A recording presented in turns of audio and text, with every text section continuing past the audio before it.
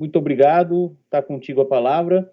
Você tem uma hora, quer que a gente controle? Você controla seu tempo? Pode ser. Então, tá bom. Então, bom dia, Robert. Obrigado pela acolhida, pelas palavras, né, por nos situar no tema.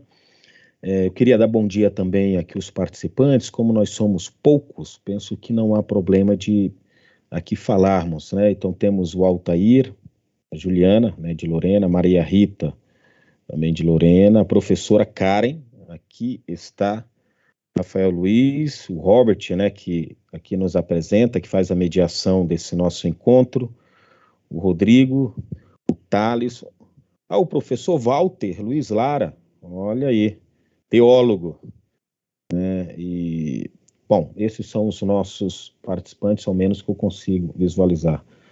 O professor Walter está num estilo de um profeta hoje, né? Eu não vejo já há algum tempo. Bom, o Robert falou dessa nossa jornada salesiana, já é a quarta, né, que nós começamos como uma tentativa, né, de refletir sobre o humano, fazendo link sempre com a nossa disciplina de antropologia teológica, que é uma disciplina que ela compõe, né, o currículo, as matrizes de todos os nossos cursos de graduação, que mais é uma tentativa de explorar aquilo que é tratado pelos nossos professores, né, e apresentar alguns questionamentos, né. Bom, coube a mim, então, fazer uma reflexão sobre um tema, né, como o Robert falou, que é muito caro, né, falar sobre, ou provocar, eu acho que é mais a intenção dessa fala, a questão da dignidade da pessoa humana, né, e dos direitos. Aqui está falando entre a dignidade e os direitos, né, que, quer dizer, há uma relação, ou que relação é essa?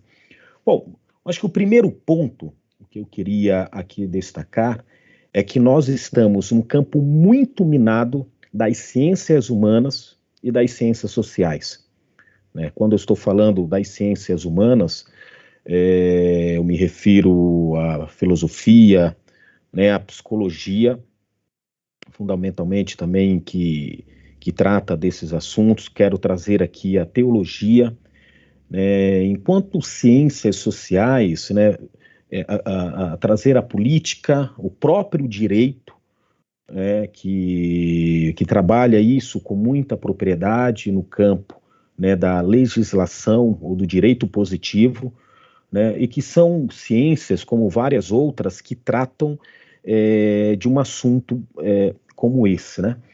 E a minha reflexão, ela terá como base, né, a filosofia, né, alguns elementos filosóficos, como também da teologia. E um texto base que eu quero aqui refletir, né, ter como suporte, ter como apoio a doutrina social da Igreja sobre aquilo que fala sobre os direitos humanos e assolada no campo da dignidade dos seres humanos. Bom, para nós falarmos sobre essa possível relação, né, ou entre, como diz o tema, a dignidade da pessoa humana e dos direitos humanos, o tema ele nos leva a pensar o que são os direitos humanos, né?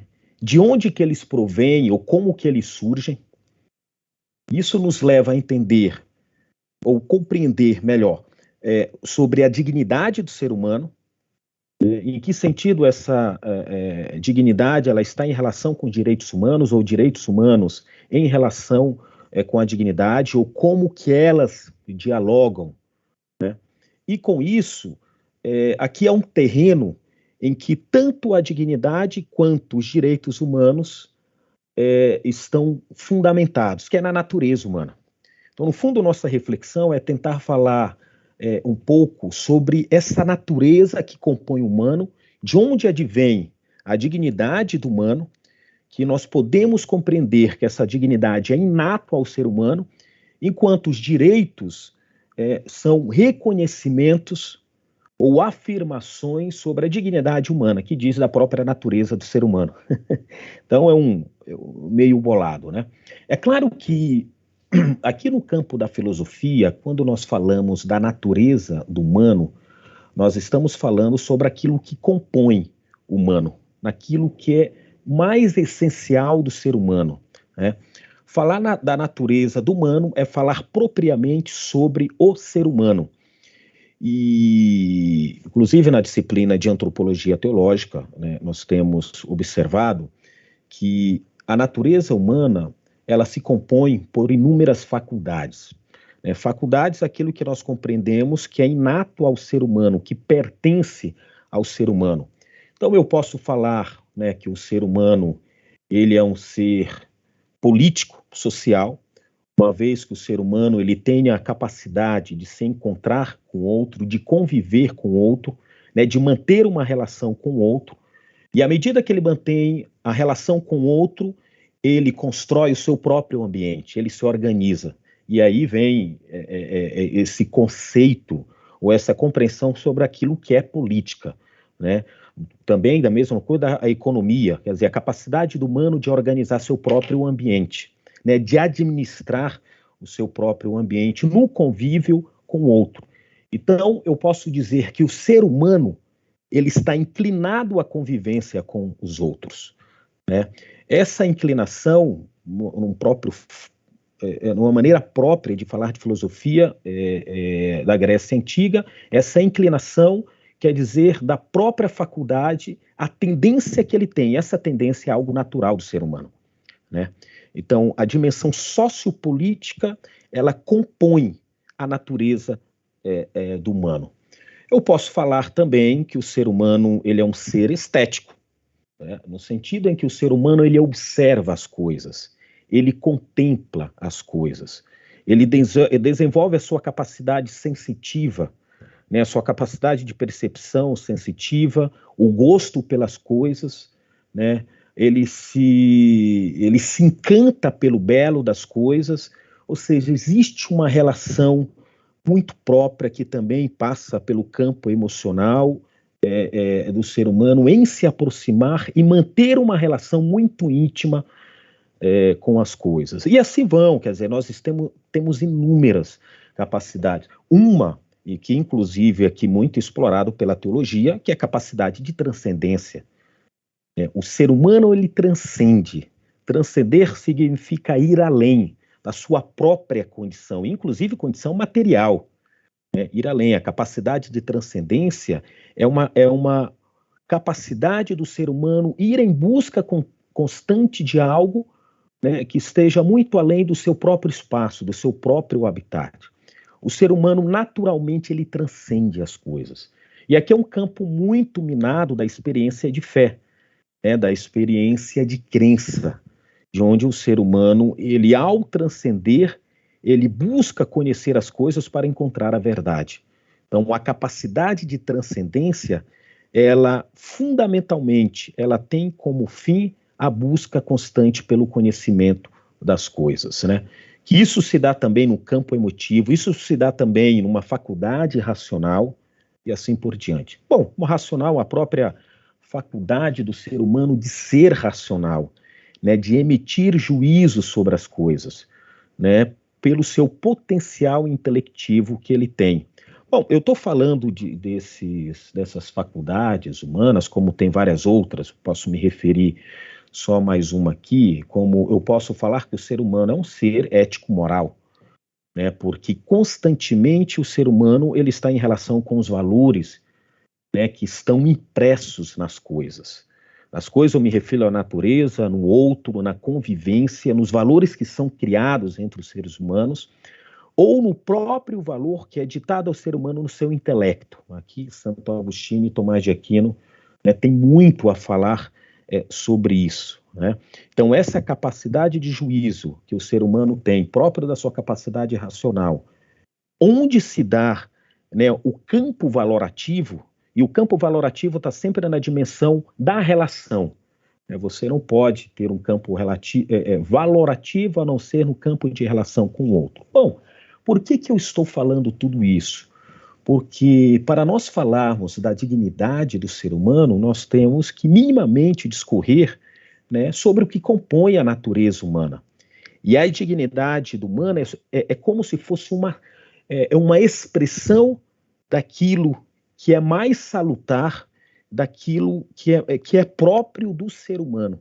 Então, a dignidade é aquilo que está enraizado com ele, é aquilo que compõe, de fato, né, o próprio ser humano. Bom, de uma coisa é muito certa, quando nós falamos da dignidade, nós estamos num campo profundamente especulativo, isso é muito importante assinalar, e neste campo especulativo nós temos propriamente duas vias, propriamente eu digo, duas vias de nós entendermos a dignidade do ser humano. É uma é racional, pelo esforço racional e intelectivo do ser humano tem de abstrair, né, as coisas e compreender a si mesmo. E um outro campo que não exclui o campo racional é propriamente o campo da fé, né?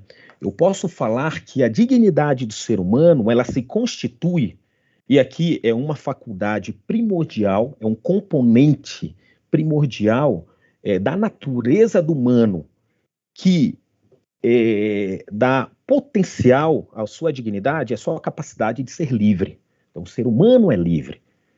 A liberdade do ser humano, claro, está dentro do seu contexto, está dentro da sua natureza, mas a capacidade do ser humano tem de se autodeterminar, né? A capacidade que o ser humano tem de escolher entre uma coisa e outra, daquelas coisas que são apresentadas. Claro, eu não quero entrar numa questão aqui, a questão da autodeterminação, o que significa, então, isso, até onde o ser humano pode ir, qual o limite, porque a liberdade do ser humano, dirá Tomás de Aquino, né, não é uma liberdade plena, mas é uma liberdade parcial, porque quem é pleno, segundo Tomás de Aquino, quem é livre plenamente é Deus, o ser humano é livre parcialmente, né? Bom, aqui eu já estou introduzindo que nós estamos no campo da fé, quer dizer, ou no campo da crença, uma outra possibilidade de nós falarmos da dignidade humana. Ora, se eu penso que o ser humano é um ser livre por natureza, eu estou falando que o ser humano, ao potencializar esta liberdade, ele está exercendo, não, ele está correspondendo à sua dignidade de ser humano, de ser livre.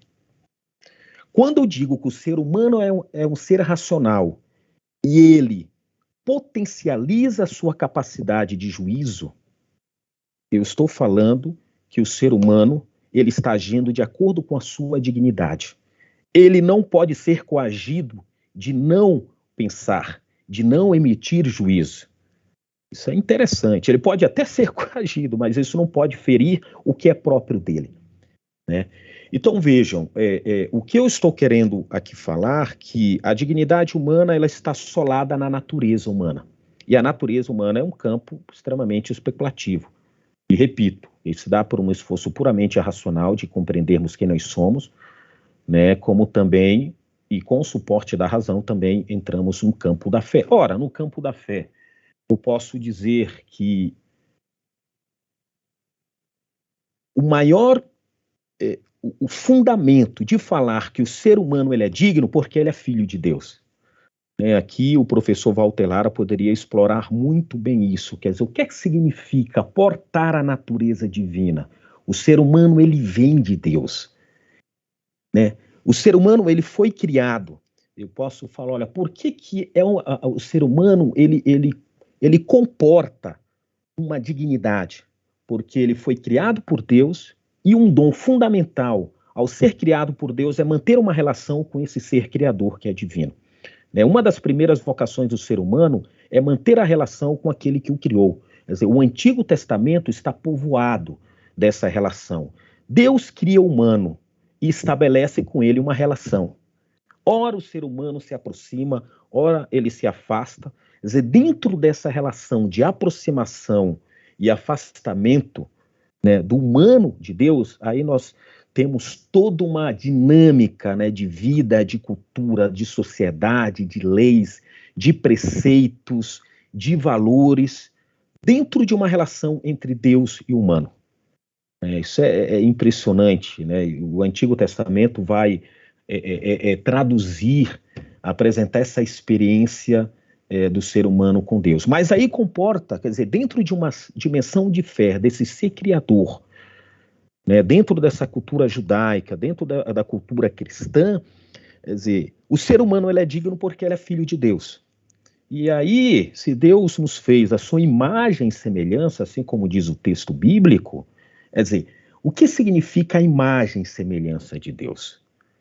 Que é outro assunto a ser muito explorado. O que eu quero dizer com isso é que isso aqui compõe a dignidade do humano dentro de uma concepção teológica.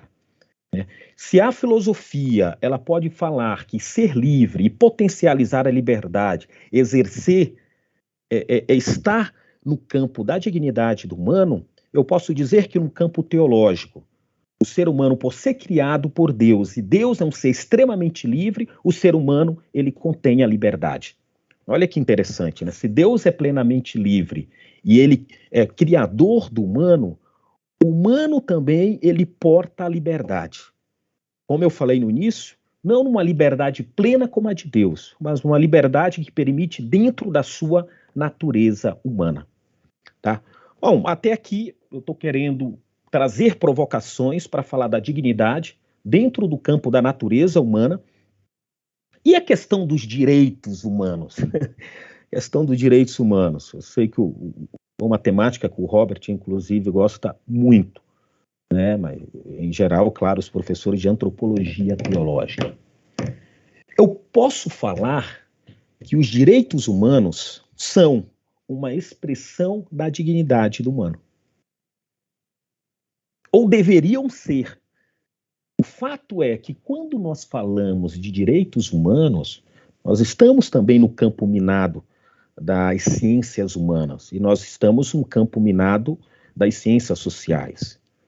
Mas aqui tem um fator que ele é muito interessante, é que o campo dos direitos, os direitos humanos estão no campo, né, que eu diria da historicidade. É claro que tem direitos humanos que eles são tão próprios do humano ou tão expressivos do humano, né, que a historicidade ela nada mais, ela constata direitos do humano, como, por exemplo, a capacidade do ser humano de ser livre, de poder exercer sua liberdade dentro de um estado de direito, dentro da vida comunitária, dentro da sociedade. Né? Se eu digo que a dignidade do humano é a vida, a capacidade que o ser humano tem de desenvolver a vida, isso é dado na dignidade do humano, essa possibilidade do ser humano viver, se desenvolver dentro de uma comunidade, eu posso dizer que esse é um direito humano, né, que ele se apresenta na própria dignidade do humano e que, claro que deve ser um direito do humano, mas um direito em que sentido? Do reconhecimento, né? Então, quando eu estou falando dos direitos humanos, eu estou falando de um momento, de uma historicidade, então, eu estou falando de um contexto político, eu estou falando, né, de direitos que são conquistados dentro de uma cultura, então, dentro de uma sociedade, dentro de uma relação política, e que o direito, enquanto tal, ele tem a responsabilidade, né, de assegurar esses direitos do humano. Né? Bom, de antemão, eu já estou falando que os direitos humanos, eles provêm da dignidade do ser humano. E a dignidade do ser humano está no terreno da natureza do humano. Uma questão que se apresenta aqui é se os direitos humanos, se todos os direitos humanos, de fato, são uma expressão da dignidade humana. Ou se pode existir um direito humano que não provenha da dignidade do humano.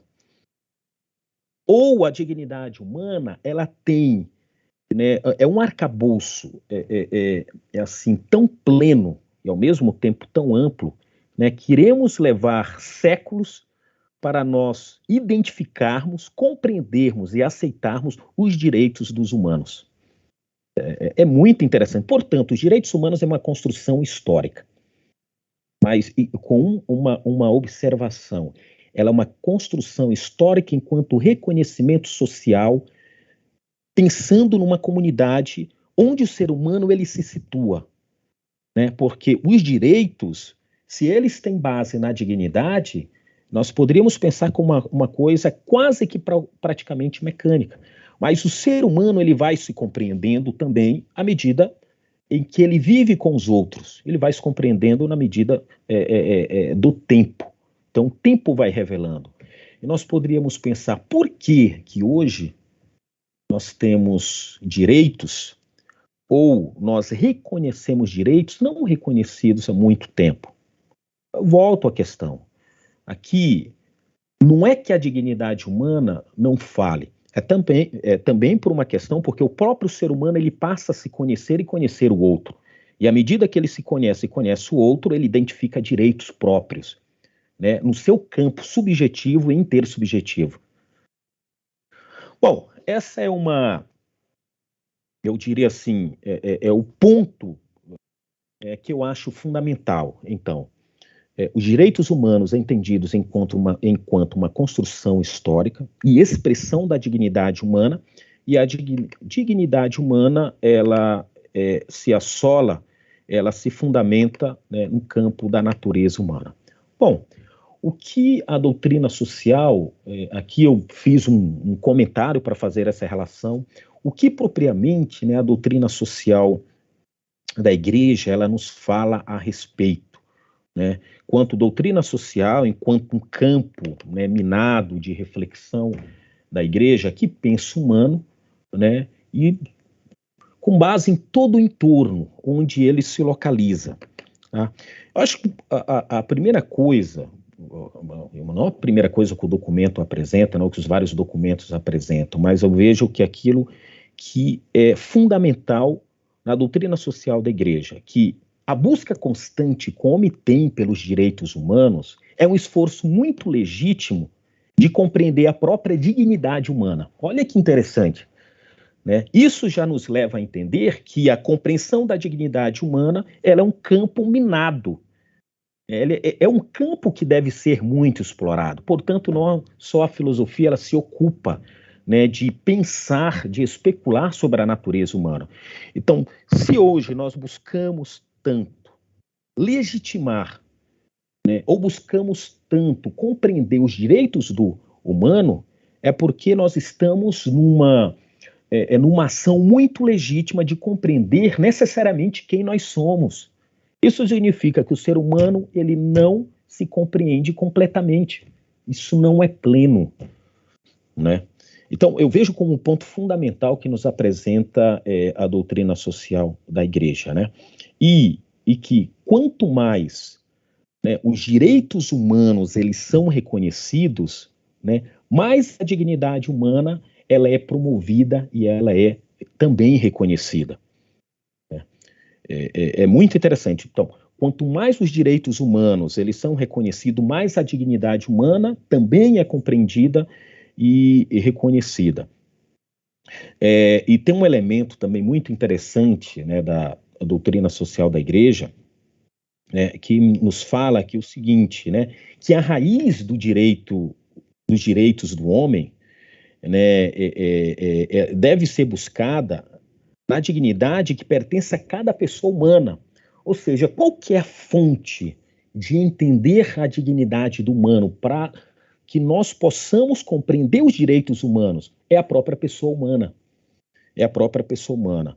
E o texto, isso nos fala a doutrina social da igreja, quer dizer, é a própria pessoa. E esta dignidade, ela pode ser aprendida pela razão, né? Como eu tentei falar inicialmente, com base, né, numa reflexão filosófica metafísica. Porém, né, se a fonte para nós compreendermos a dignidade do humano é a própria pessoa humana, e isso pode ser aprendido pela razão, o texto, a doutrina social da igreja nos fala que essa dignidade ela se torna mais clara e entendida quando nós a compreendemos na ótica do ser criador, então, que é Deus, que inclusive é assumida na pessoa de Jesus Cristo, enquanto pessoa plenamente homem, aquele que assumiu a natureza humana. Então, repito, se a fonte é o próprio humano e que nós podemos aprender essa dignidade com base da razão, essa compreensão se torna mais plena numa relação com o próprio Criador, né, que é Deus. Então, vejam, a fonte última dos direitos humanos, e aí nos fala também a doutrina social da Igreja, ela não se situa na vontade de seres humanos. Imagina, né, de uma sociedade como a nossa, tão corrompida, né, numa sociedade em que os valores eles não são observados.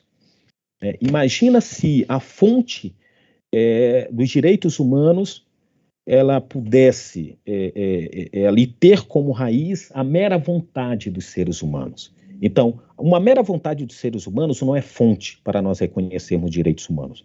Nem também no Estado. O Estado também pode ser, mas não se prende o Estado. O Estado não é fim nesse sentido, né, de falar sobre os direitos humanos, e nem os poderes públicos. Então, isso nos fala a doutrina social da Igreja, mas o próprio homem e o próprio Deus. E interessante, aí a doutrina social nos apresenta 3 elementos que são fundamentais, né, quando nós falamos nos direitos humanos, que esses direitos eles são universais, eles são invioláveis e são inalienáveis. Né? Por que os direitos humanos são universais? Porque pertencem a todos. Devem pertencer a todos os sujeitos, independentemente de qualquer situação, independentemente de qualquer condição, como os vários outros documentos da Igreja. Depois eu posso apontar alguns documentos, né, que tocam,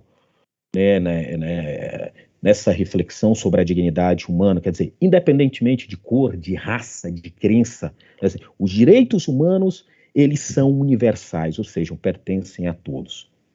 Os direitos humanos são invioláveis. Por que invioláveis? Justamente porque eles não se fundam num mero subjetivismo, né? Na vontade dos sujeitos, como eu falei agora, ele não se prende no Estado, mas são invioláveis porque pertencentes à própria natureza humana.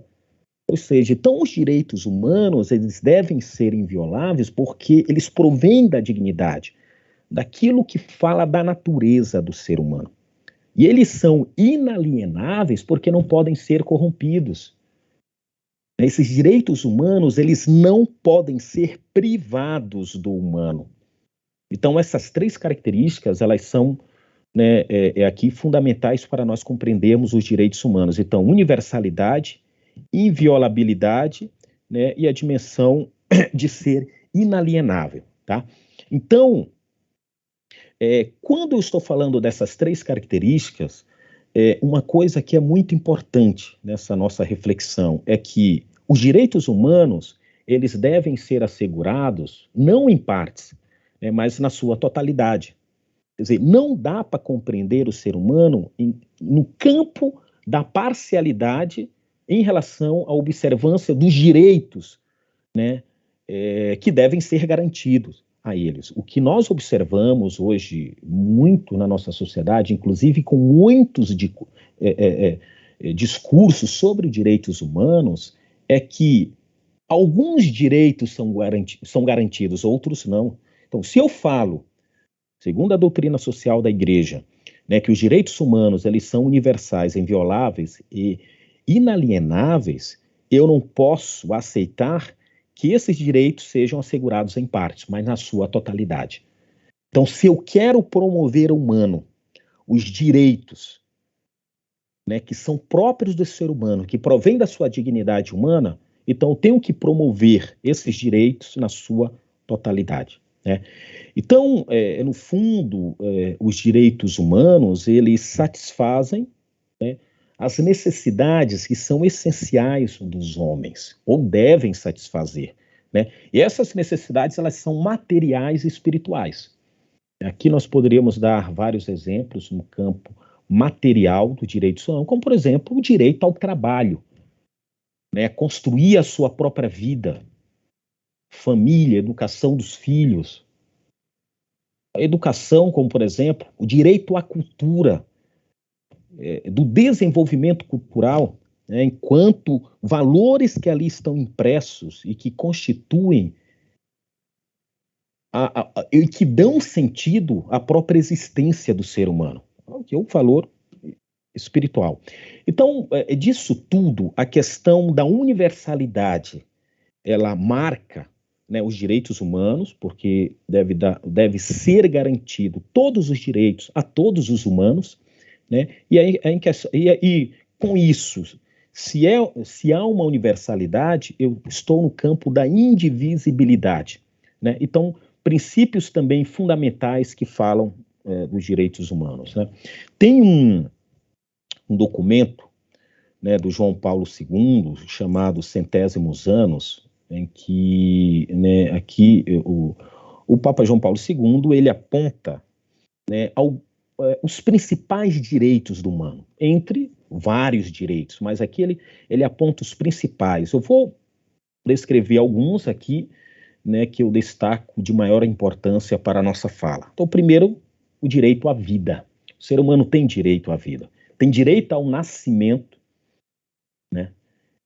Tem direito ao nascimento, ao crescimento e ao seu fim natural. Olha que coisa, não? O nascimento, desenvolvimento e ao seu fim natural. Quer dizer, e interessante que esse direito, que é um direito à vida, que está impresso na dignidade do ser humano, inclusive vinda de Deus, né? É um direito que condiciona todo o exercício e qualquer outro direito. Eu não posso pensar em nenhum outro direito, a não ser que eu não, caso eu não compreenda de um direito fundamental, que é o direito à vida do ser humano. Então, que isso aqui é um direito que deve ser garantido, né, independentemente das nações. Outro, direito em viver em família. Pontuei agora há pouco, né, de construir um ambiente agradável, um ambiente favorável. Todo ser humano tem o direito de viver em família, né, num grupo, onde ele se desenvolve no campo racional, político, social, emotivo, no campo do afeto, etc. Né? O Papa vai nos falar também que a pessoa humana, ela tem o direito de desenvolver a sua racionalidade e liberdade. Isso em busca da verdade. Né? Então, todos nós temos essa, como diria, é uma inclinação no sentido que os gregos falavam, porque isso é próprio do humano, o humano está inclinado ou seja, é uma tendência própria, uma tendência natural, né, a desenvolver sua capacidade racional. E por isso, o fato de ser livre em busca constante da verdade. Né? O Papa ainda nos apresenta que o ser humano ele tem direito a fundar uma família. Esse direito não pode ser privado a ele. Educar uma família, ao constituir, educar os filhos, etc. Né? E a liberdade religiosa, né, como um direito também fundamental, né, para a pessoa ela viver segundo sua crença, né, segundo a sua fé. Bom, quando nós estamos falando dos direitos, dos direitos humanos, é claro que a gente não pode se distanciar dos chamados deveres, né, dos seres humanos. Então, junto a essa temática, essa reflexão, que o humano ele tem direito de, também ele tem deveres. Então, ou seja, os direitos e os deveres estão em plena sintonia, ou devem estar em plena relação. Em plena relação, porque é uma questão, primeiro, subjetiva, né? Deve haver uma reciprocidade entre direitos e deveres, né? Em primeiro lugar, pela pessoa humana. Em primeiro lugar. Isso também compõe uma dimensão social, né? Porque esses direitos e deveres eles devem ser reconhecidos dentro de uma comunidade, dentro de um grupo, dentro de uma sociedade e respeitado por todos. Né?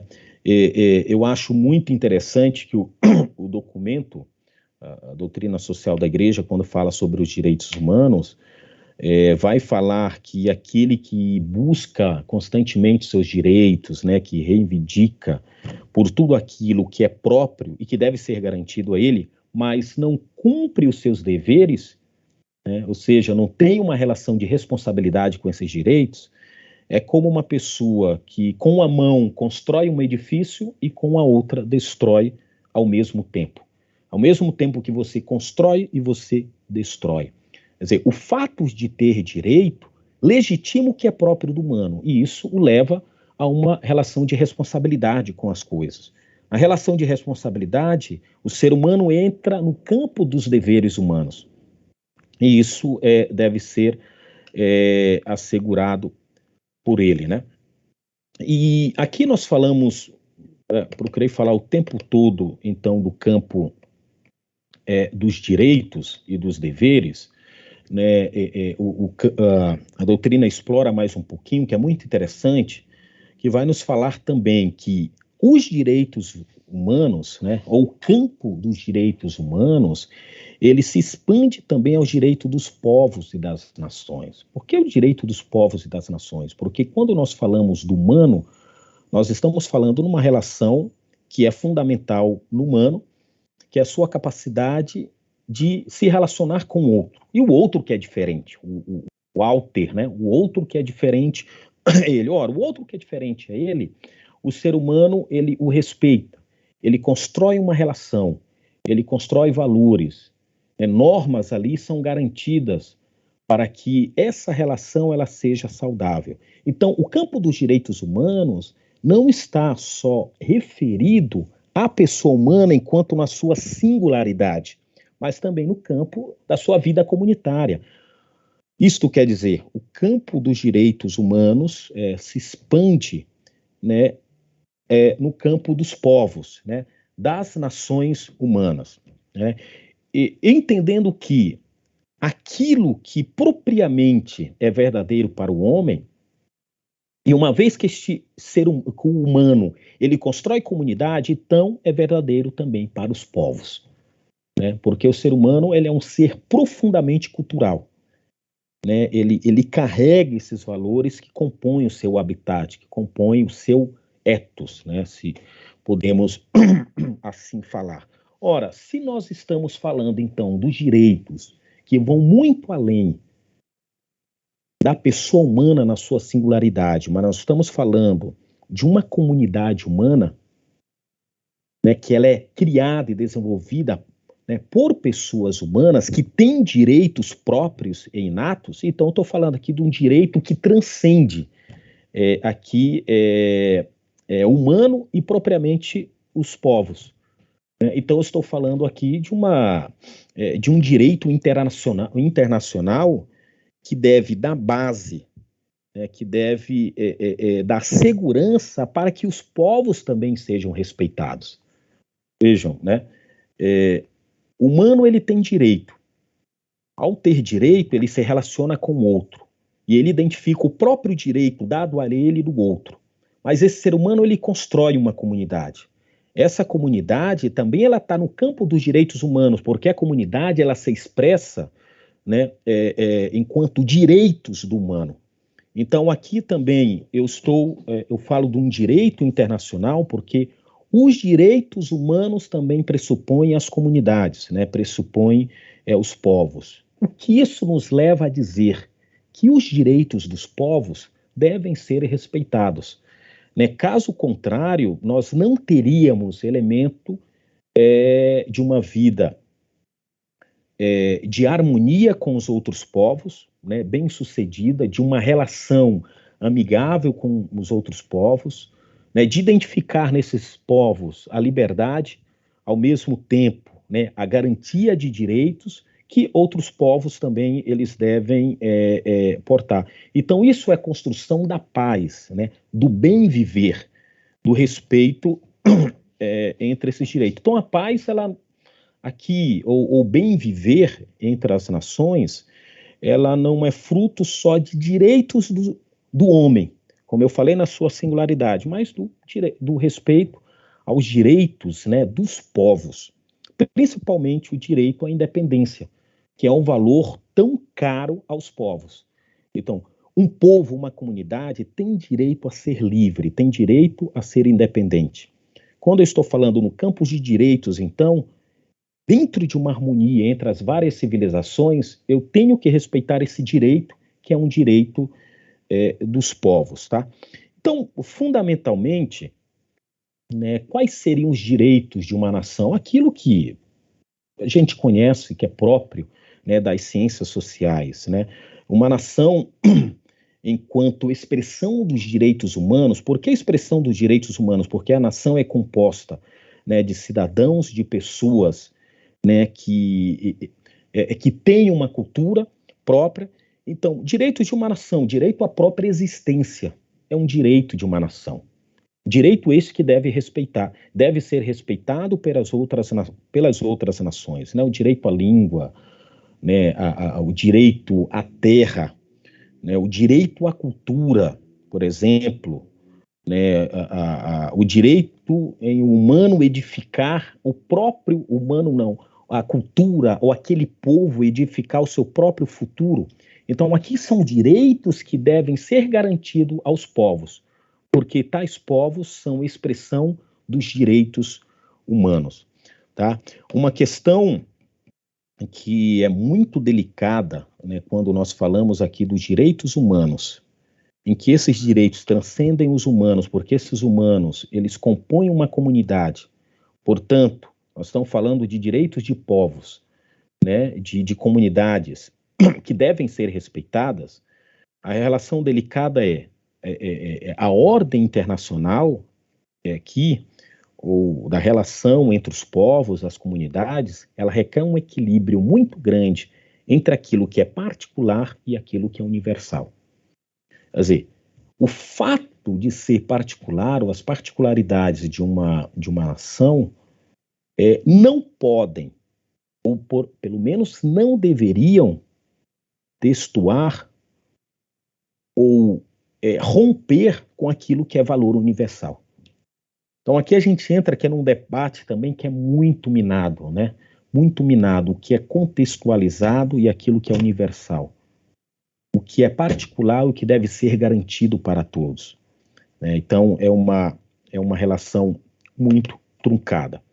Bom, eu vou então concluindo a minha relação, desculpa, essa minha reflexão, né? Para falar que, volto à premissa, né, ali inicial da minha fala, que existe uma relação que eu não diria que é natural, mas que deve ser natural entre direitos humanos e dignidade humana.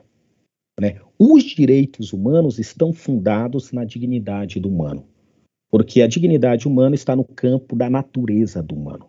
A dignidade do humano é aquilo que fala do próprio humano. Né, são seus valores fundamentais que devem ser garantidos pelo Estado, pelas civilizações, pelos povos. E os direitos humanos, os direitos humanos devem ser reconhecidos, e o fato dos direitos humanos serem tão dinâmicos deve-se ao fato do humano compreender a sua própria dignidade, que também é algo dinâmico. Tudo isso nos leva a entender que não há ciência que dê conta de falar plenamente quem é humano. Tanto é que os direitos humanos, cada vez mais, eles são reconhecidos. Ou eles são identificados. Né? Há uma tentativa muito grande de reconhecer. Então, como diz o Papa João Paulo II, a tentativa, né, de nós compreendermos os direitos humanos é uma busca salutar de compreendermos quem nós somos. E não pode haver discrepância entre um direito humano e quem nós somos. Tá? E esses direitos, como eu falei, estão fundados na natureza do humano. Bom, Robert, eu acho que eu já cheguei a uns 40 minutos, pelo menos do tempo aqui que eu me propus, que é muito falatório, né? E aí eu agradeço né, pela oportunidade de apresentar questões aqui, essa é a finalidade, e poder bater um papo com vocês e agradecer novamente, né, a participação aqui, né, dos nossos alguns alunos, outros professores. Isso é muito legal. Obrigado.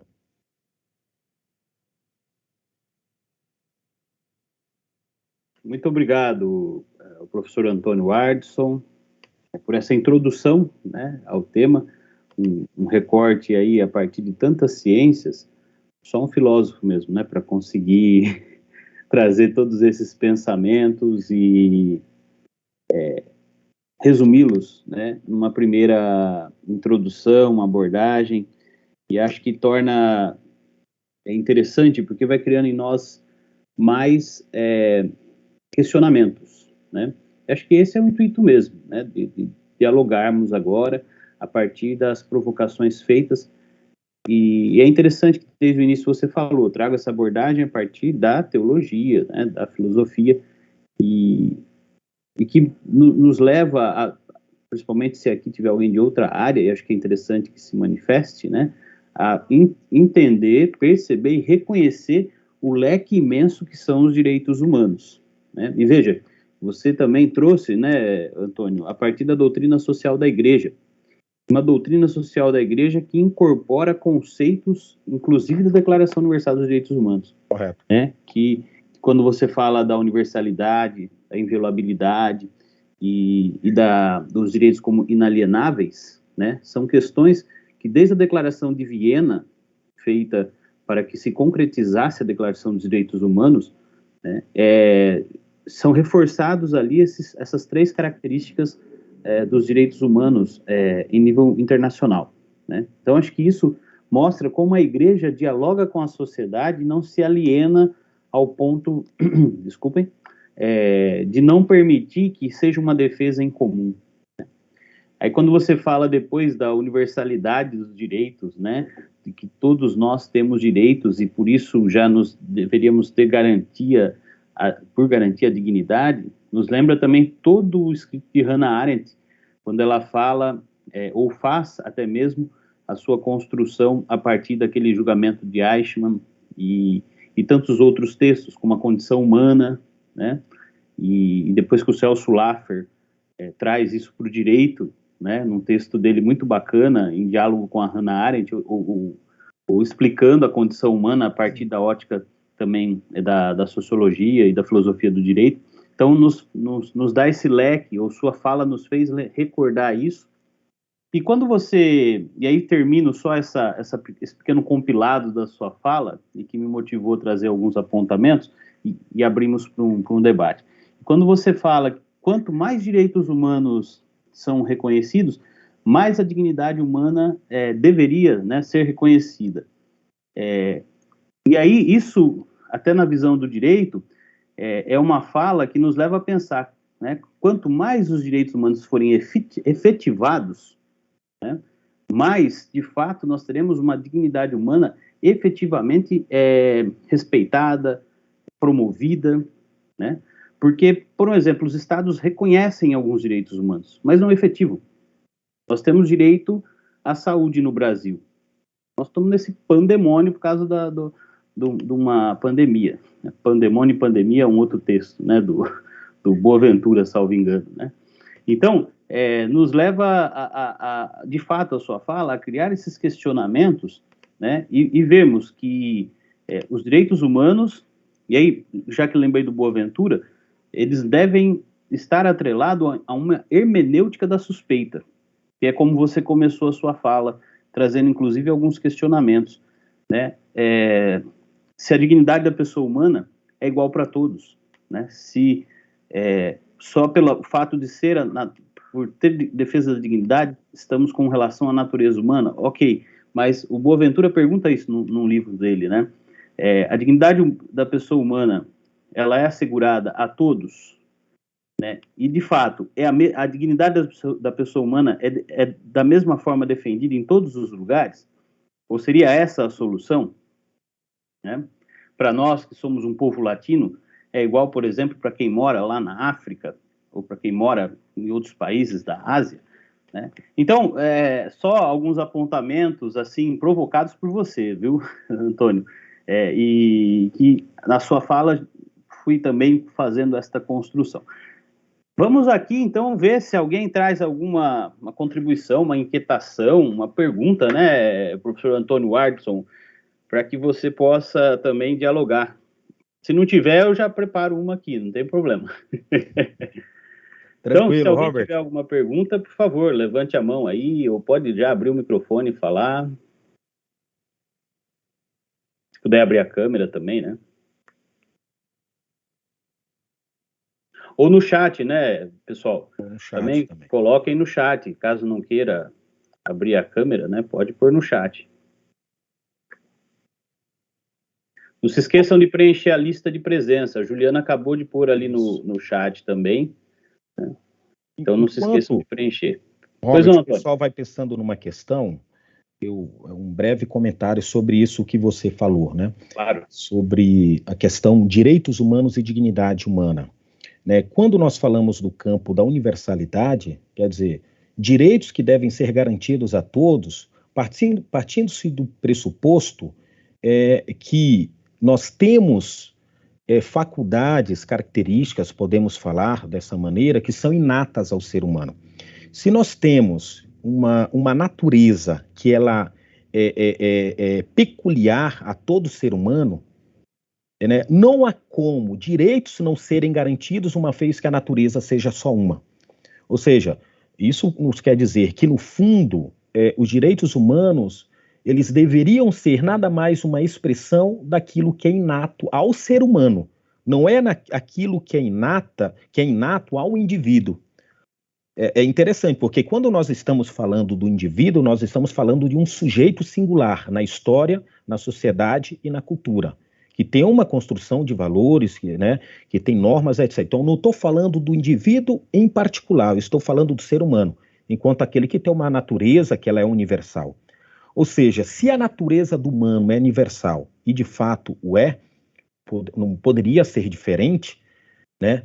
Se essa natureza ela é universal, o campo dos direitos humanos que refletem a natureza do humano só poderiam ser também universais.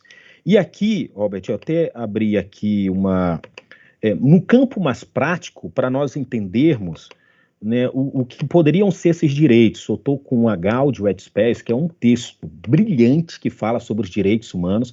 Aqui a minha tentativa era fazer uma provocação no campo da filosofia e teologia e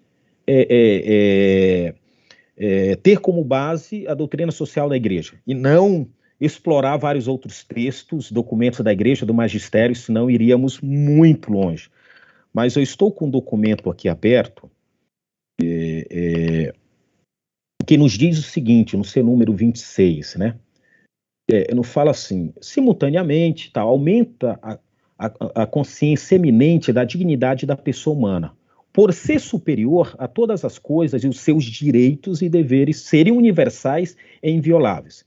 Aí nos fala, é necessário, portanto, tornar acessíveis ao homem todas as coisas de que necessita para levar uma vida verdadeiramente humana. Aí eu vou descrever o que nos fala aqui o número 26 da Gaudium et Spes. Alimento, vestuário, casa, direito de escolher livremente o estado de vida e de constituir família, direito à educação, ao trabalho, à boa fama, ao respeito, à conveniente informação, direito de agir segundo as normas da própria consciência, direito à proteção da sua vida e à justa liberdade, mesmo em matéria religiosa. E, bom, esse é o número 26. E o documento vai nos apresentando vários outros direitos. Aqui está um campo bem, que eu diria, bem material. Também tem material, claro, lá. Mas no sentido de ser mais concreto, de direitos que devem ser garantidos ao humano, porque estão constituídos na sua natureza. Ou seja, fundamentados na sua dignidade humana, né?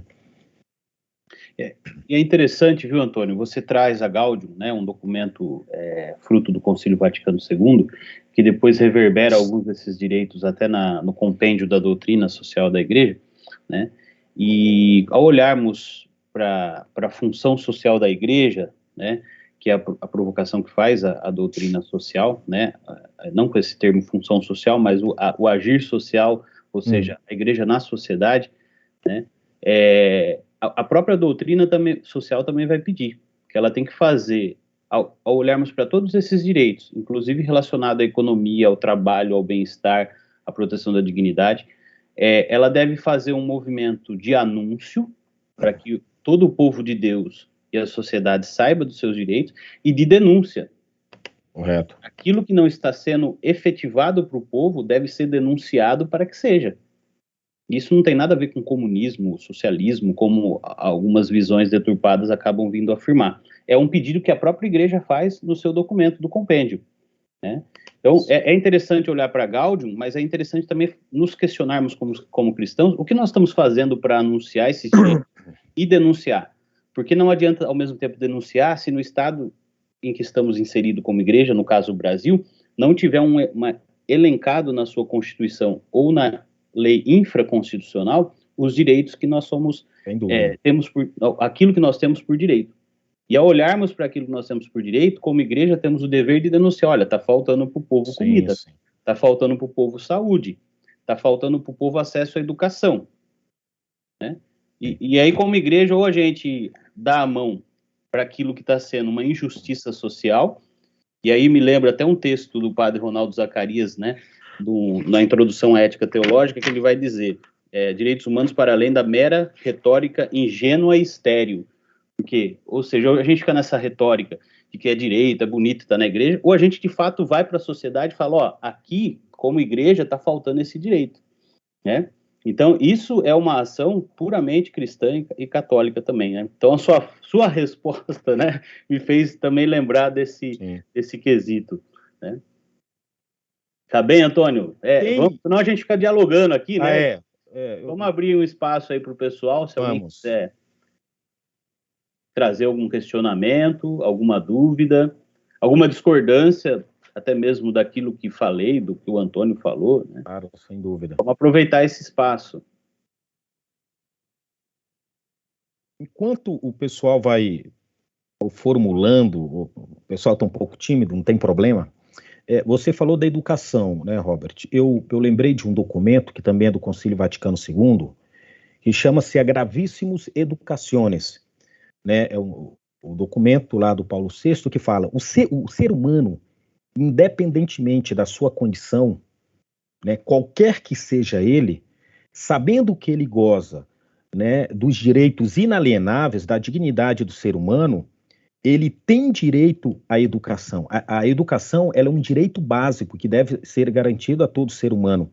E aí o documento Gravissimos Educationes vai falar qual a finalidade da educação. Quer dizer, no fundo, a educação, ela tem a finalidade de formar a pessoa humana, para que ela possa viver, inclusive, em sociedade, em busca do bem comum, né? Em busca do bem comum. E aí aqui tem uma questão que é muito interessante do ponto de vista do direito constitucional. A Maria Rita, ela está aqui, olha, eu sei que ela é do campo do direito, é acadêmica de Lorena, né, do direito, e compõe o meu grupo de estudos de educação em direitos humanos, que, ora, a Constituição, bom, não vou falar com propriedade, mas falando de um percurso histórico, ora nos fala que a educação é um direito, né, em primeira mão da família, ora a educação é um direito em primeira mão do Estado.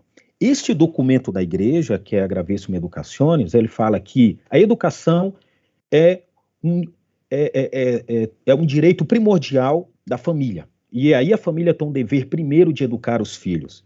Mas, porém, junto à família, deve-se também uma contribuição do Estado para que possa desenvolver uma educação salutar, né, de desenvolvimento humano, de desenvolvimento afetivo, cívico, inclusive, dos jovens. Assim nos apresenta o documento. Agora, o que mais me chama a atenção nesse documento, que é a Gravissimum Educationes, que fala o seguinte, olha, o monopólio do ensino, e que hoje o monopólio do ensino, o Papa Francisco tem apresentado isso de maneira muito plena, né, no Pacto Educativo Global. Quer dizer, hoje, com a situação da pandemia, ficou muito claro que quem detém educação, nas civilizações, nos povos, né? Porque a distância, ou a divisão das classes sociais, elas aumentaram, né? Essa divisão aumentou ainda mais. Então, esse documento, veja, da década de 60, vai nos falar, o monopólio do ensino, ele vai contra os direitos da pessoa humana. Olha só que interessante. Então, tudo a ver o que fala o Papa Francisco no Pacto Educativo Global. Porque em tempos de pandemia, quem tem direito a uma educação, ainda mais uma educação de qualidade, pensando numa educação formal, né? O monopólio do ensino também é contra o progresso da própria cultura, né? É contra o convívio, né? Também pacífico entre os cidadãos daquela sociedade. E o documento ainda nos fala que você priva até a questão de um pluralismo cultural quando a educação ela é privada. Por que nos priva de um pluralismo? Né? Porque você trabalha aqui no campo da ideologia. Né? E isso é muito difundido. Então, fazendo uma ponte, porque você falou da educação, né? Aquilo que o Papa Francisco nos apresenta, então, nesse documento, isso, a educação ela é um direito fundamental do ser humano. Por que um direito? Porque o cidadão ele tem direito ao desenvolvimento no campo racional, no campo afetivo, no campo social, cultural, etc. Isso é próprio da dignidade do humano. Né? Naquele primeiro direito que João Paulo II fala, no texto Centésimos Anos, que o primeiro direito é o direito à vida. Quer dizer, direito à vida significa nascer, se desenvolver, né, e ter uma morte digna. Então, esse direito à educação é muito caro aos direitos humanos. E é interessante, Antônio, que assim, a educação na Constituição e depois nas leis infraconstitucionais, na própria LDB e no Plano Nacional de Educação, ela vem taxativamente escrito que é um dever da família e do Estado a educação. É direito de todos e dever da família e do Estado. Né? Então, ela não faz ali um cunho separativo, né? Ela traz até numa conotação concorrencial, né? Mas de fato dando ali uma responsabilidade ou uma corresponsabilidade para o Estado e para a família, como dever, né, de dar educação às crianças, adolescentes e jovens. Né? É um direito de todos, mas o dever, né, está estipulado para essas duas instituições, né, tanto o Estado quanto a família. Né? E aí quando a gente fala, né, você usou o termo do Papa, não concorrencial, né, foi isso, né, do monopólio? Do monopólio, desculpa, Isso, do monopólio. Né, do monopólio da educação. É interessante a gente pensar, né, em que termos ele está querendo dizer isso, né? Porque assim, não pode só o Estado ficar com o monopólio da educação, mas ele tem o dever de levar isso, principalmente onde não se pode chegar, né? Então, quando a gente olha, por exemplo, para o estado de São Paulo, um estado rico, mas tem as periferias que, com a pandemia, as crianças mal conseguiam ter acesso às aulas remotas. Depois veio um apoio com tablet, notebook, etc. Para alguns demoraram, mas acabou chegando. Né? Uma crítica, um elogio ao mesmo tempo, né? Mas em muitos espaços, né, onde não há só espaço, mas a ação privada e de até instituições privadas, né, que acabam agindo em cooperação ao serviço público, que no fundo é isso, né? Por exemplo, nós somos uma instituição privada, mas nós prestamos um serviço público, que tem a autorização e o apoio do Estado para que isso possa acontecer. Né? Sem essa avaliação constante que o Estado faz, né, não seria permitido. Mas nós prestamos um serviço que é público e não há um monopólio nesse sentido, mas há uma contribuição coletiva. Né? Mas vamos ouvir o povo aí que tá tão tímido, né? Quem gostaria de fazer aí uma contribuição, pessoal? Estou vendo aqui que o Padre Morgado, coordenador da Missão Institucional de Americana, está presente. Ele Está quietinho ali, mas a gente destaca aí a presença dele. Padre Morgado, bem-vindo. Não sei, algum professor, Walter Lara, eu não sei se tem mais algum professor aqui, a Karen também, né, professora. Professor Walter Lara, isso aí. Não. Oi. Eu estou só querendo aprender hoje, porque a gente fala a semana inteira, né? Mas já que tocaram meu nome, deixa eu colocar a minha inquietação nesse tema. Inclusive, que a gente trata, né, na disciplina Ética e Cidadania.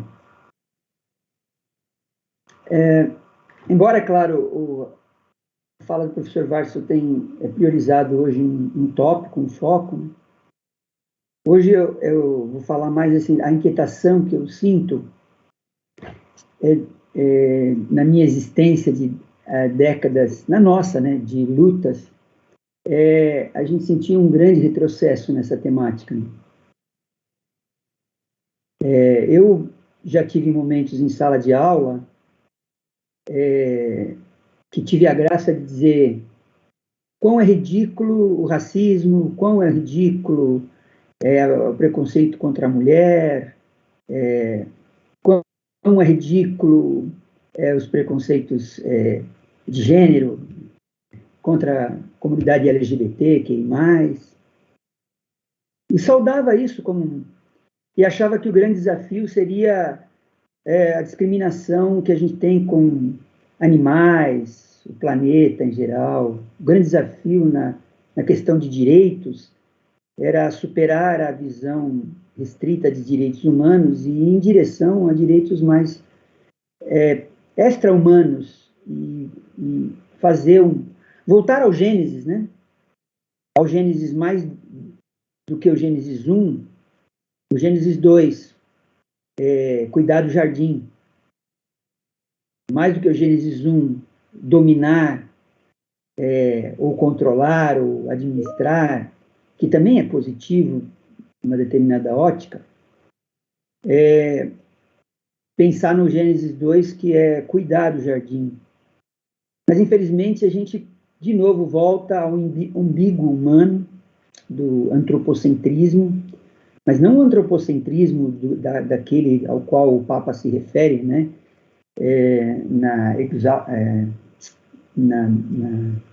exortação dele sobre a ecologia, onde coloca Laudato Si,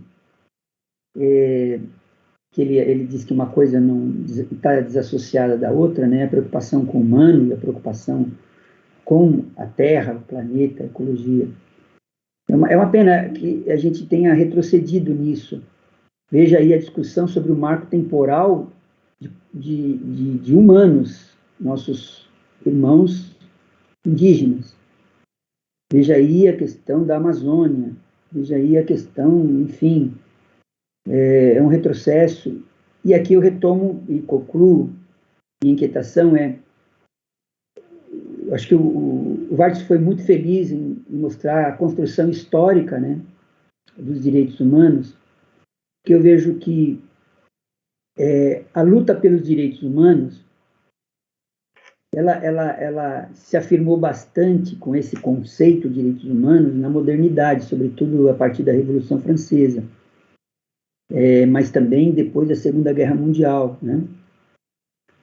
Dia 10 de dezembro a gente vai comemorar agora, né, 1948. Mas na Bíblia, já que eu sou biblista, você lembrou aí, né, Vargas?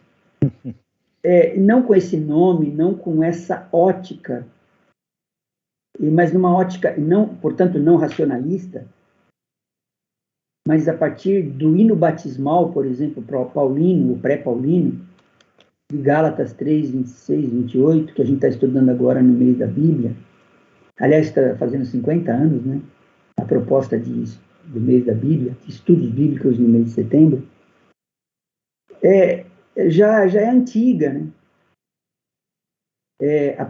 O centro ali a fé em Cristo, assumida no batismo, não admite mais nenhum tipo de desigualdade, embora ali o texto ele é tão irônico embora seja um texto formal, batismal, mas não há mais, nem macho nem fêmea. A palavra ao pé da letra, em grego, não é homem e mulher. Nem judeu nem grego, e nem escravo nem senhor. Esse tripé dos maiores conflitos da história da humanidade, que ainda estão vivos, parece que a cada dia mais vivos, eram para ser abolidos na comunidade primitiva. As pessoas se comprometiam com essa abolição e não significava não reconhecer as diferenças entre nós. Significava não admitir mais privilégios e desigualdade. Mas é isso, é uma contribuição aí com essa brilhante esse evento e a fala aí do Wagson e do Robert. Obrigado, viu, gente? Professor Walter, obrigado, é uma honra tê-lo aqui, escutando, é uma honra mesmo, né? Uma pessoa que eu tanto estimo, professor nosso de antropologia e também de Sagrada Escritura no Pio XI, né, no nosso campus lá onde tem a Faculdade de Teologia. Robert, só queria fazer um comentário muito rápido, que o professor Walter ele tocou num assunto que também é muito caro, que é a questão do antropocentrismo. Eu acho que quando nós falamos em direitos humanos, a gente tem que ter muito presente, nós estamos falando da pessoa humana, nós estamos falando da condição humana, mas é de uma antropologia que ela é muito salutar, né? Esse antropocentrismo que levou o humano, inclusive, a esquecer do seu próprio ambiente, né? O sujeito, enquanto pessoa que está em profunda relação com a natureza, com as coisas, inclusive com Deus, né? O Papa Francisco, ele volta a uma reflexão que ela é fundamental hoje para falarmos sobre direitos humanos. Quando nós falamos em direitos humanos, a gente não pode se prender a um antropocentrismo que coloque o humano simplesmente como centro de todas as coisas. O ser humano é uma parte integrante. Tanto que um direito do humano, e aí vai falar também o Papa Francisco lá no Pacto Educativo Global, né, que é a própria defesa, que é a própria valorização do seu ambiente. Esse é um direito do próprio humano. E o humano, num antropocentrismo tão desenfreado, ele esqueceu, né, que um direito dele é o próprio ambiente. E ao contrário, o ser humano ele fere o seu próprio ambiente. Né? Ele destrói o seu ambiente, ele compromete o seu próprio ambiente, ao saber que é um direito dele, o próprio ambiente. Quando eu digo o próprio ambiente, a própria natureza, onde nós estamos. Então, eu acho que o Papa Francisco, né, com a sua reflexão, Laudato Si, como vários outros, nos falam, olha, nós precisamos repensar uma antropologia, né, porque, inclusive, um dos direitos dele é o seu próprio ambiente onde ele vive. Então, isso, professor Walter, é muito bem lembrado, muito bem apresentado, porque quando eu falo que um direito do próprio humano é um direito, inclusive, ao seu ambiente, não estou falando de ambiente, estou falando de natureza, onde nós se situamos, isso nos ajuda a pensar que nós não podemos fundar os direitos humanos num antropocentrismo que desvincule o humano de tudo que está em volta dele. Caso contrário, nós perdemos a própria noção de um direito que ele tem, que é o direito ao seu ambiente. Ou como diz o Papa Francisco, a sua casa comum, né? É isso mesmo, Antônio, e acho que nos recorda o seguinte, o Papa Francisco, até por ter uma função também religiosa no seu documento, né, espiritual também, ele nos fala em conversão ecológica. Ok. Né? Lá na Laudato Si, ele propõe uma conversão ecológica.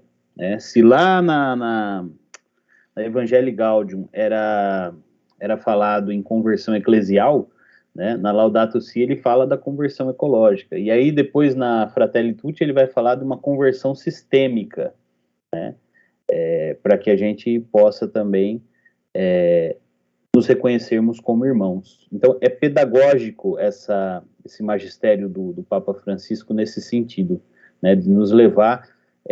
Primeiro ele começou lá no início do seu pontificado a falar da igreja, precisamos mudar, precisamos nos converter. Depois a casa comum.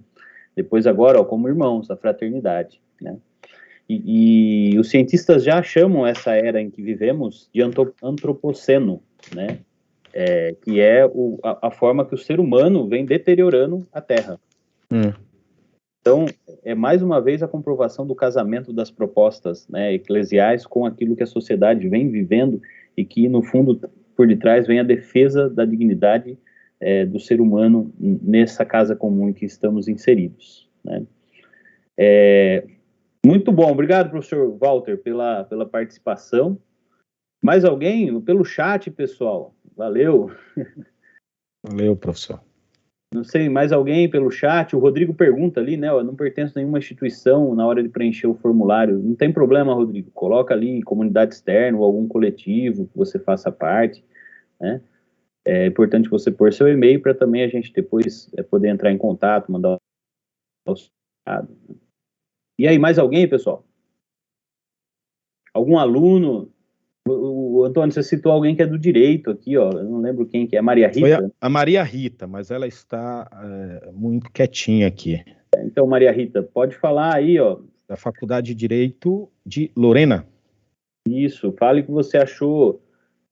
Olha, tem um detalhe aqui que eu não sei que você percebeu. O Antônio entrou num assunto sobre a questão do direito da nação, tal, não sei o quê, e ali... Sobre a família. Também falando sobre a cultura, as pessoas, a família, e aí isso me fez lembrar a concepção, né, de questão de Estado, né, e não é só pessoas, né, o Antônio está falando num outro parâmetro, então não é uma correção, viu, Antônio? Mas me fez lembrar a partir da questão do direito, que quando falamos em Estado, né, é povo, então não é questão só pessoas, é povo, território e soberania. E aí, a partir disso, nós podemos ter a Constituição no Estado. E a gente só tem soberania se nós tivermos ali um respeito às leis, inclusive internas de cada país, a liberdade e o reconhecimento. Então, às vezes você vê um país invadindo, bombardeando o outro, né, nós falamos até que ponto essa soberania não está sendo rompida, né?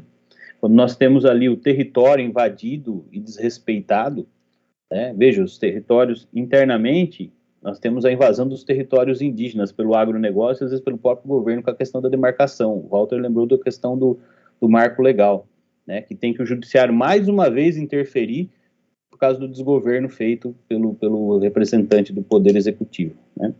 Mas internacionalmente o território deve ser respeitado, né? E tem países que se dizem hegemônicos que querem invadir, implementar e ter como seu espaços dentro de muitos territórios, né? E depois, a questão do povo, a participação daqueles que nasceram e se constituem povo desse país, né? Mas, uma contribuição, já que a Maria Rita era do direito, né? Não sei, Maria Rita, você percebeu isso também, na fala, e te lembrou? Não é que você percebeu, a fala dele te lembrou isso, né? Tá quietinha, Antônio. Quietinha. Maria Rita, hoje ela não quer muito papo. Que é só escutar.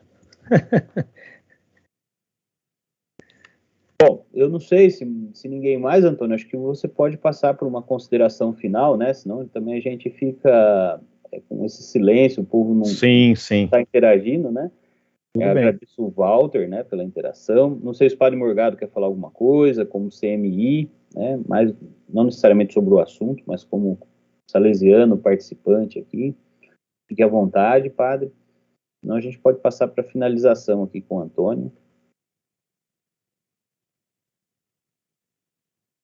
Eu sei que ele estava com problema na conexão, que ele mandou aqui, estava aparecendo para ele conexão fraca. Então pode ser que ele interaja depois. Mas, Antônio, fique à vontade, né? Bom, eu acho que a primeira coisa é agradecê-los, né, pela presença aqui, uma presença virtual, por um tema... Acho que ela é um tema tão importante, principalmente no momento que nós estamos vivendo. Eu não procurei, aliás, eu evitei, né, de fazer algumas conexões com o mundo político, econômico, principalmente em contexto de Brasil. A minha reflexão ela foi puramente especulativa, né, eu diria teórica. E só reafirmar que, né, a dignidade humana ela é o campo onde os direitos humanos se fundam ou se fundamentam, ou é o campo onde os direitos humanos devem se fundamentar, né? E à medida que nós conhecemos a dignidade humana, no sentido de explorarmos, de refletirmos sobre a dignidade humana, os direitos humanos eles passam a ser identificados, reconhecidos. Vejam, não é que eu quero dizer descobertos, também podem ser, né? Talvez, mas a palavra de reconhecimento talvez seja o melhor. Então, quanto mais nós especularmos sobre a dignidade do humano, mais direitos serão reconhecidos. Sabendo que não basta, né, Robert, como você falou, somente o reconhecimento, mas observância também desses direitos em todas as nações, né? Esse é um tema que estará sempre presente, repito, ainda mais diante do momento que nós estamos vivendo e de Brasil, enquanto os grupos são esquecidos, grupos, né, minoritários, onde os direitos humanos são colocados de lado, né? Você não precisa, tantos direitos que são violados. A pandemia, ela nos mostrou, ela revelou para o mundo quantos direitos humanos, né, eles são violados. Naquilo que é mais básico do ser humano, o quanto que os estados não garantem, né, não observam, não efetivam os direitos humanos que estão presentes na dignidade humana. Então é isso, Robert. Obrigado pela condução, agradeço aqui aos professores que participaram, Padre Morgado, que aqui está, alguns alunos, e assim devolvo a palavra para você. Obrigado, Antônio. Obrigado por preparar esse momento, preparar essa fala, né? Por mais que seja a sua área, a gente sabe que isso pede um tempo de dedicação, né? De estudo, de aprofundamento, né? Mas por isso fica a nossa gratidão. Depois o mimo, tá? Você pega com o pró-reitor de extensão, tá bom? Ele providencia para você e um certificado. Ah, beleza. Aí a Karen também está aqui agradecendo, deu os parabéns aí para o Antônio. Obrigado, Karen, obrigado. Evento muito bem conduzido, tema muito pertinente e atual. Muito obrigado. Bom, fica aqui então, eu acho que nós falamos muito, né, em direitos humanos, até porque a proposta nos recorda o nascimento da declaração, que ela vem num momento histórico em que o mundo pedia, né, uma busca pela paz, e ela não nasce de forma tão coletiva, ela nasce também a partir da cabeça de alguns líderes mundiais. Então não é uma representação unânime naquilo, mas foi já um primeiro texto, até com cunho liberal, mas que deu um tom para que a sociedade internacional pudesse repensar as suas ações, né? Então, basta buscar na internet que você vê lá Eleanor Roosevelt, né, com aquela foto grandona, aquele papel grande impresso da Declaração Universal dos Direitos Humanos, escrita em inglês, na versão original ali, né, uma foto tradicional, né, da ONU. Mas recordo isso por quê? Porque a partir disso, os países passam a desenvolver em seus marcos legais, nas suas constituições, nas suas leis internas, né, deveres e direitos relacionados aos direitos humanos. E acho que isso é um ganho, assim, sem somatórias, né? É um ganho em que o mundo e cada pátria, cada estado passa a ter no seu ordenamento jurídico aqueles que de fato observam os direitos humanos, né?